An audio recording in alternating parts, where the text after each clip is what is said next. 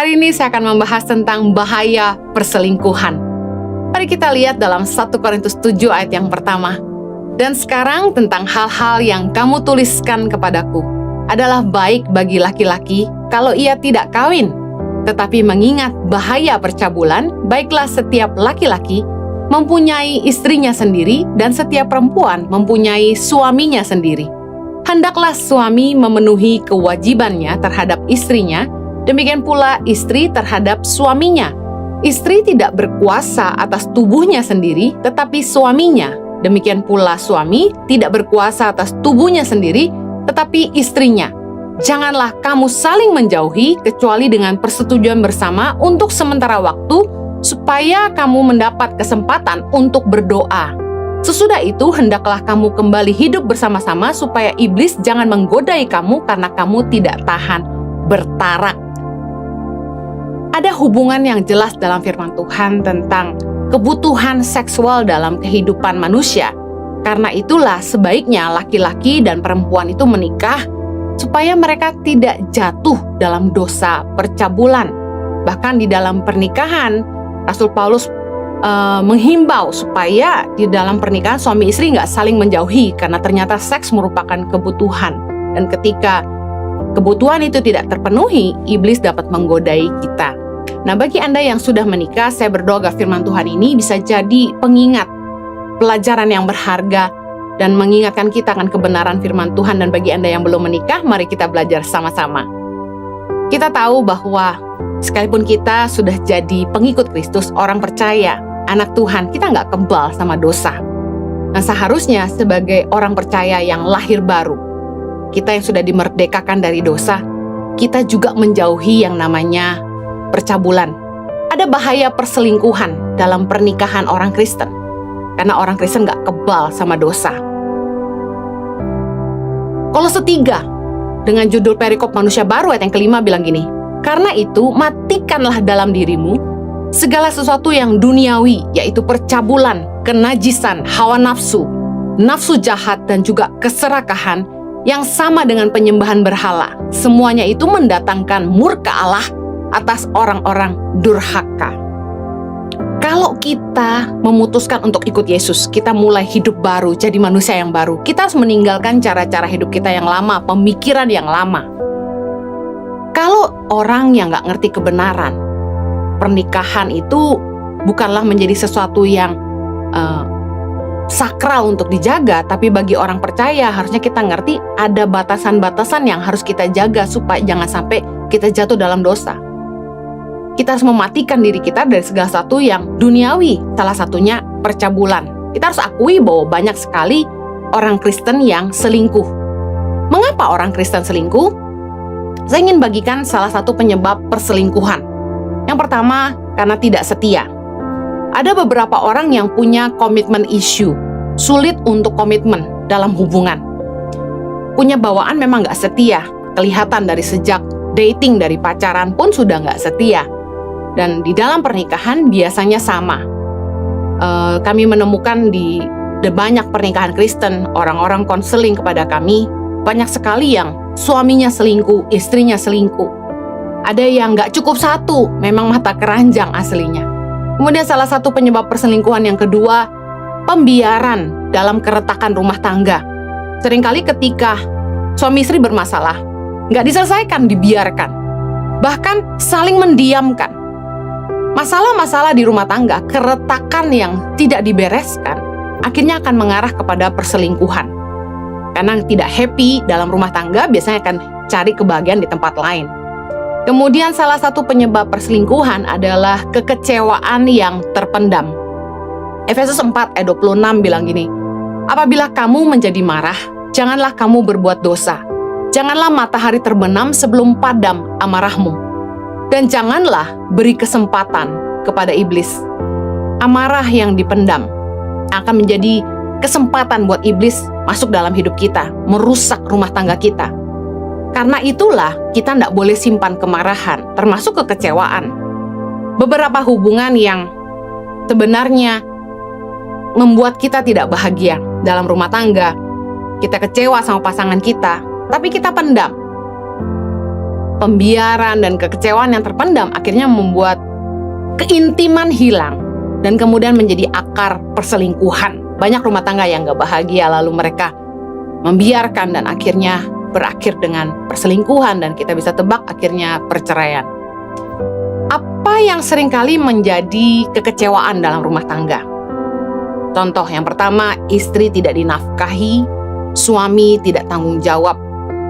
Kerap kali banyak perempuan yang konseling ke saya, suaminya gak tanggung jawab. Istri-istri harus kerja menafkahi diri mereka sendiri, bahkan menafkahi anak-anak mereka. Kemudian istri merasa tidak dikasihi oleh suaminya. Ada juga suami yang merasa istrinya nggak menghargai. Kekecewaan yang ada dipendam karena nggak bisa dikatakan. Karena setiap kali disampaikan jadinya bertengkar.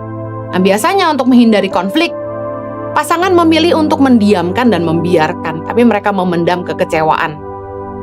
Kecewa lagi soal prioritas yang salah. Beberapa pasangan mengeluh ke saya, oh suaminya uangnya habis buat keluarga besarnya, buat orang tua, buat kakak adiknya. Sementara untuk rumah tangga mereka sendiri, suami pelit, istri harus kerja. Kemudian ada juga istri yang lebih mementingkan kebutuhan keluarga besarnya dan tidak mempedulikan keluarga intinya. Banyak pasangan yang merasa tidak diprioritaskan, menjadi nggak penting bagi pasangannya. Kemudian penyebab kekecewaan yang lain adalah ketiadaan komunikasi, konflik yang nggak diselesaikan, akhirnya saling mendiamkan. Kekecewaan yang lain, hilangnya nilai penghargaan dalam rumah tangga, saling tidak merasa dihargai dan saling tidak menghargai.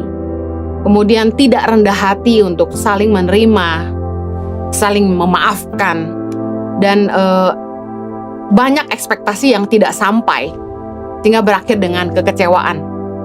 Pasangan yang seringkali melontarkan kata-kata yang menyakiti, merendahkan. Kemudian ketidakpuasan dalam hubungan seks, tapi tidak bisa dikomunikasikan. Kekecewaan yang lain, tertekan, tidak nyaman dalam perlakuan dalam hubungan seks dengan pasangan. Banyak sekali kekecewaan-kekecewaan yang kemudian timbul dalam pernikahan, yang akhirnya akibat dari kekecewaan ini, hilang kemesraan atau keintiman, mulai membangun jarak, tembok di dalam hubungan rumah tangga. Suami istri mulai pisah kamar, pisah ranjang, ibu tidur dengan anak, suami tidur sendiri, tidak bicara sekian tahun, suami sarapan gak pernah disiapin, gak pernah diurusin, suami pulang gak pulang, udah gak dipeduliin. Bahkan ada yang mulai tinggal terpisah, bukan hanya pisah ranjang tapi pisah rumah. Akibat dari kekecewaan tentu berakibat ketika keintiman hilang, komunikasi juga berhenti. Bicara sepentingnya, bicara secukupnya. Kalau nggak ada urusan yang penting nggak ngomong. Biasanya hanya seputar urusan anak saja. Kemudian yang lebih parah, mulai mencari pelarian. Biasanya orang ketiga itu selalu kelihatan lebih baik daripada pasangan kita. Karena kelihatan baik-baiknya aja. Kemudian karena kekecewaan yang ada, suami istri mulai mengalihkan fokus, sibuk ngurusin yang lain, mulai mengalihkan prioritas supaya sibuk di luar dan tidak bertengkar di rumah. Ketidakharmonisan dalam rumah tangga yang panjang pasti akan berujung kepada perselingkuhan dan perceraian. Ada perselingkuhan yang tidak langsung. Perzinahan terjadi di dalam hati. Ada orang-orang yang untuk membangkitkan gairah menonton film porno. Matius 5 ayat 28, Yesus berkata, "Tetapi aku berkata kepadamu, setiap orang yang memandang perempuan serta menginginkannya, sudah berzinah dengan dia di dalam hatinya." Jadi ketika ada suami istri yang sebenarnya sudah tidak punya keintiman, tapi pakai video porno untuk membangkitkan kemesraan, gairah, sebenarnya sudah berzinah dengan orang yang mereka tonton dalam hatinya. Ketika mereka menonton, mereka membayangkan orang lain. Bahkan ketika berhubungan dengan istri atau suami, yang dipikirkan orang lain. Beberapa orang nggak selingkuh langsung, tapi dalam pikiran mereka. Saya percaya perselingkuhan itu bukan khilaf. Perselingkuhan itu bukan kecelakaan, tapi sudah dibayangkan.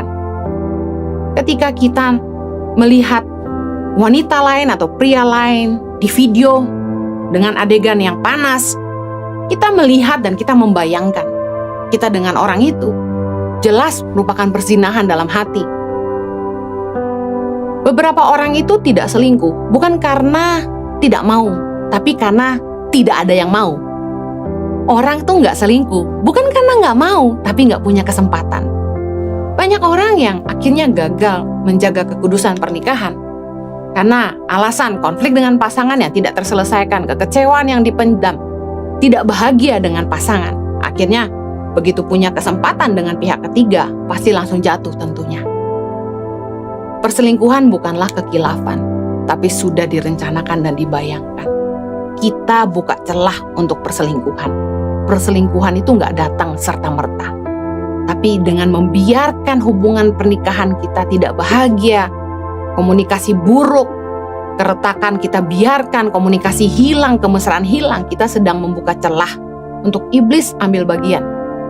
Hingga kita mudah jatuh dengan orang lain yang kelihatannya jauh lebih baik daripada pasangan kita.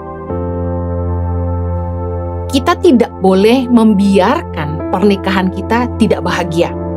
Ada bahasa rohani yang dipakai orang, memang pernikahan saya tidak bahagia, tapi saya tahu karena Tuhan mengizinkan pernikahan saya untuk menjadi salib bagi saya, untuk membentuk karakter saya. Saya anggap itu cuma alasan.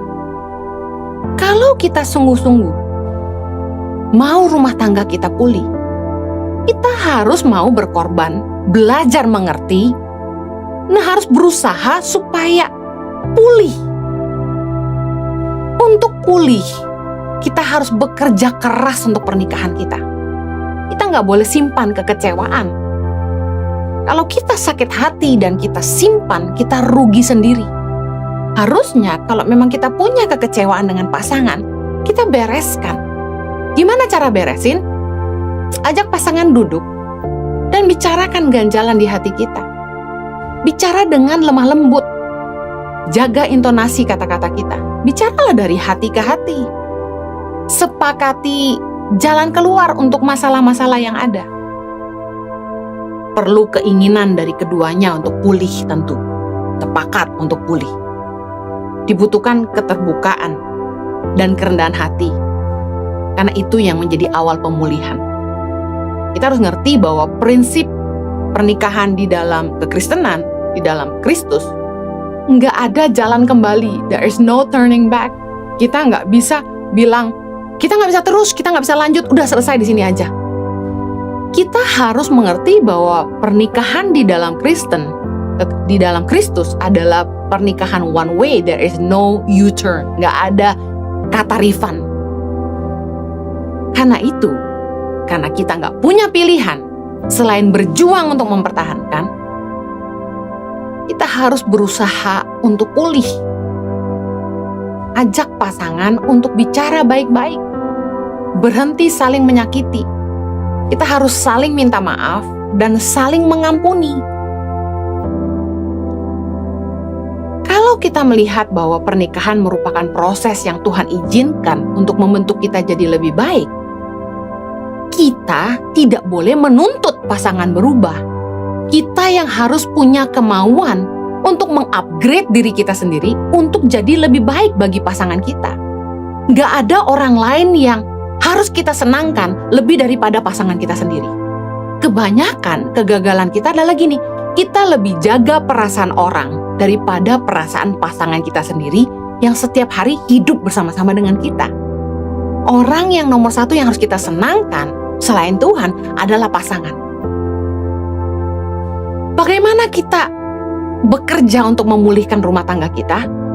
Kita harus melihat bahwa pernikahan itu merupakan investasi jangka panjang, seumur hidup. Pasangan kita adalah teman seperjuangan kita seumur hidup. Kalau kita nggak kerja keras untuk pernikahan kita, kita rugi sendiri. Karena kita harus setia sama pasangan sampai akhir. Kalau kita mau nyaman, kita harus usahakan. Masa depan pernikahan akan jadi seperti apa tergantung dari bagaimana kita menginvestasikan waktu, pemikiran kita, dan uang kita di dalam pernikahan kita. Kita harus mulai atur kembali prioritas hidup kita. Tuhan nomor satu, yang kedua pasangan kita, lalu anak-anak kita, baru keluarga besar, baru teman-teman, baru orang-orang di sekitar kita, komunitas, kota, dan bangsa. Kalau rumah tangga aja nggak pulih, gimana kita mau memulihkan orang lain? Karena pelayanan itu dimulai dari rumah. Dimulai dari hubungan terkecil, yaitu institusi rumah tangga kita, suami istri. There is no better person to please than your spouse. Yang harus kita senangkan nomor satu tuh pasangan. Kenali kebutuhan pasanganmu. Gary Chapman berkata, manusia itu punya 5 bahasa kasih, yaitu sentuhan, pujian, waktu berkualitas, dilayani, dan juga hadiah. Apa bahasa kasih pasanganmu? Ada orang yang haus sentuhan, ada orang yang haus pujian, ada orang yang sukanya hadiah, ada orang yang sukanya spending quality time, ada orang yang sukanya dilayani. Kalau sebagai pasangan kita tidak mau peduli sama kebutuhan pasangan kita, lalu dia ketemu sama orang lain yang bisa memenuhi kebutuhannya, kita akan kehilangan pasangan kita. Ya nggak apa-apa Bu, dia pergi saya pergi. Kalau prinsip hidup Anda adalah seperti itu, Anda tidak mau ikut kebenaran untuk memperjuangkan pernikahan, bahwa pernikahan itu seumur hidup, nggak ada khotbah lagi yang berguna buat Anda.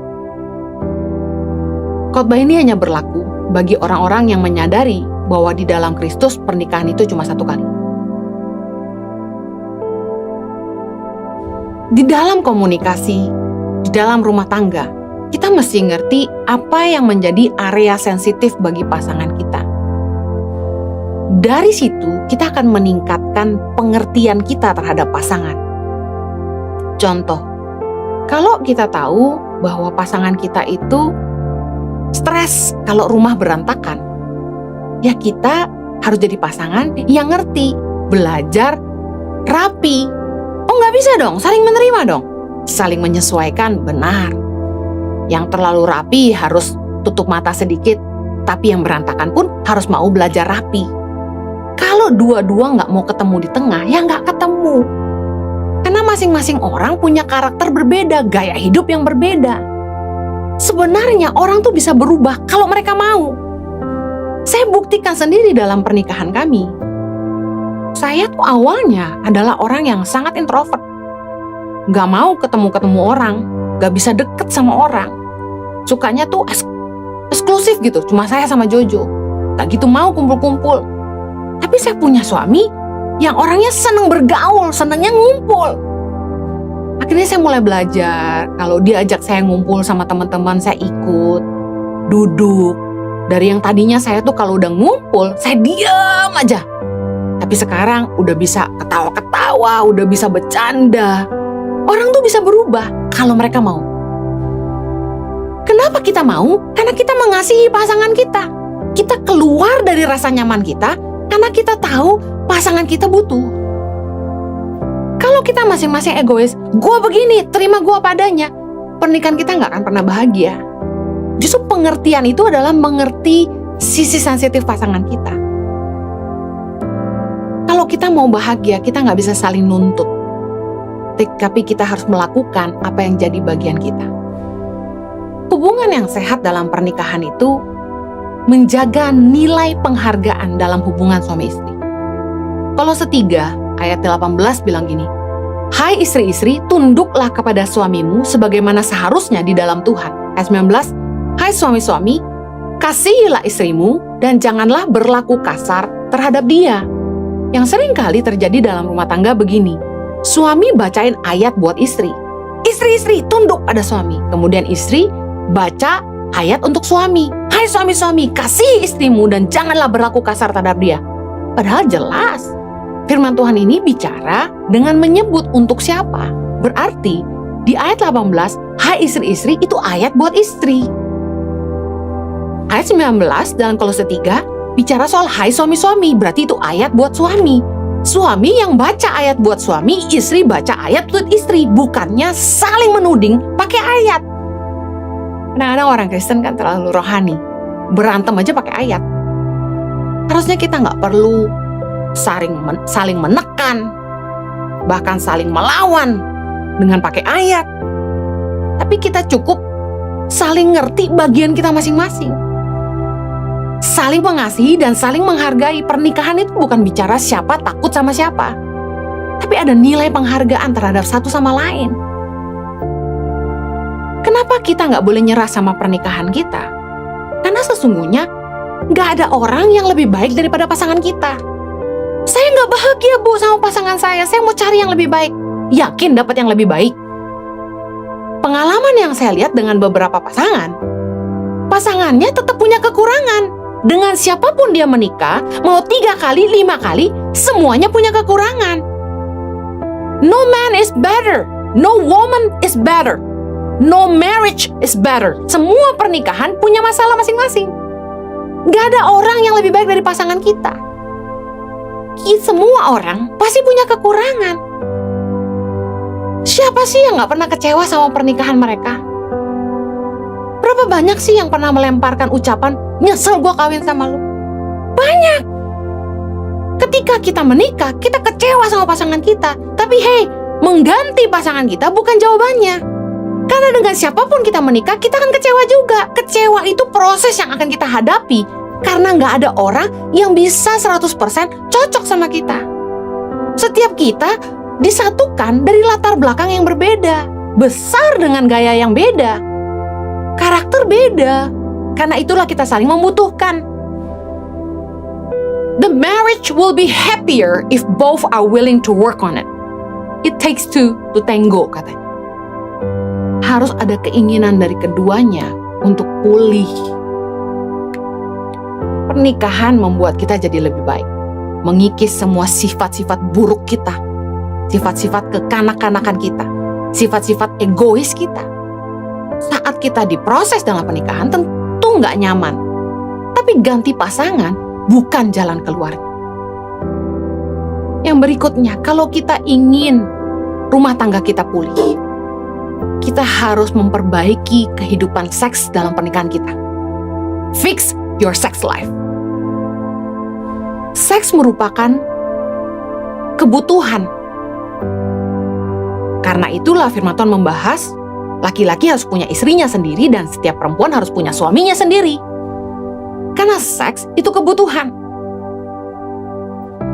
Kalau hidup seks kita nggak sehat, itu yang akan menjadi dosa percabulan. Kemudian, seks itu diciptakan oleh Tuhan untuk kita nikmati dalam pernikahan. Dalam pernikahan yang kudus, seks itu nggak bisa kita dapat dari orang lain kecuali pasangan sendiri, pasangan yang sah di hadapan Tuhan dan di hadapan manusia. Nah, katanya gini, kalau nggak kenyang di rumah sendiri, orang akan jajan di luar kan? Seringkali ini jadi alasan untuk orang selingkuh. Ya istri gue nggak mau, ya gue cari tempat lain lah. Suami saya nggak ngerti saya, ya saya dapat kebahagiaan dari pria lain. Itu cuma alasan. Harusnya kita berjuang memperbaiki pernikahan kita. Salah satunya kehidupan seksual. Banyak sekali pasangan yang bilang, istri saya jarang mau, Bu Heni. Gimana dong? Minggu depan, saya akan melanjutkan khotbah ini dengan judul Seks dalam Pernikahan Kristen. Ini akan nyambung bagaimana pemulihan dalam rumah tangga bisa dimulai dari memperbaiki hubungan seks dalam pernikahan. Saya mau akhiri dengan ini. Seberapa berat pun tantangan dalam hubungan rumah tangga Anda, jangan menyerah. Don't give up. Keep praying for your husband, for your wife. Terus berdoa buat pasanganmu. Amsal 21 ayat 1 bilang ini. Hati raja seperti batang air di dalam tangan Tuhan, dialirkannya kemana ia ingini. Doain hati pasangan kita. Hati suamiku seperti batang air di dalam tangan Tuhan, dialirkannya kemana ia ingini. Doakan supaya suami kita, istri kita takut akan Tuhan. Berdoa supaya Jangan sampai pasangan kita kehilangan kasih terhadap kita dan anak-anak kita. Cinta mula-mula itu bisa pulih ketika kita berdoa sungguh-sungguh, minta Tuhan berikan kasih-Nya dalam hati kita. Kita akan mampu mengasihi lagi pasangan kita. Hubungan rumah tangga yang hambar bisa dipulihkan. Saya dan Jojo ngalami proses yang gak mudah dalam rumah tangga kami. Kami melihat bagaimana Tuhan memulihkan kami, mengembalikan kasih yang hambar, membuat kami saling mengasihi lagi. Semua yang saya sampaikan ini banyak dialami oleh pasangan. Bahwa pernikahan bukanlah sebuah perjuangan yang mudah buat kita. Tapi kita tidak boleh nyerah. Sebagai anak Tuhan, kita harus tahu kebenaran bahwa kita tidak boleh turut mengambil bagian dalam perbuatan-perbuatan kegelapan yang tidak berbuahkan apa-apa. Kita tahu bahwa perselingkuhan itu nggak ada hasil yang baik buat kita. Itu hanya menjatuhkan kita dalam dosa. Kita harus menjauhi perselingkuhan. Karena saya percaya, selama kita bisa melihat bahwa pernikahan kita itu harus menjadi satu kali seumur hidup, kita akan terus berjuang. Perceraian bukan jalan keluar. Bagaimana kita memulihkan pernikahan kita sangatlah penting. Mari jauhi perselingkuhan, hidup kuduslah di dalam Tuhan. Tuhan berkati. Mari kita berdoa. Bapa di sorga, tolong kami. Pulihkan setiap pernikahan anak-anak-Mu Tuhan. Saya percaya bahwa proses dalam pernikahan hanya membuat kami jadi orang yang lebih baik. Membuat kami jadi pribadi yang lebih berkenan kepada Tuhan. Curahkan kasih-Mu dalam hati kami, supaya kami mampu mengasihi dan mengampuni pasangan kami. Tuhan berkati. Tolong setiap anak-anak-Mu supaya mereka mau sungguh-sungguh berubah untuk pasangannya. Mau jadi pribadi yang lebih baik untuk istri, untuk suami, dan anak-anak. Pulihkan Tuhan. Supaya jangan lagi orang Kristen selingkuh, dan jangan lagi pernikahan Kristen berakhir dengan perceraian. Berikan roh pertobatan dalam hati kami. Pimpin kami Roh Kudus. Demi nama Yesus kami berdoa. Amen.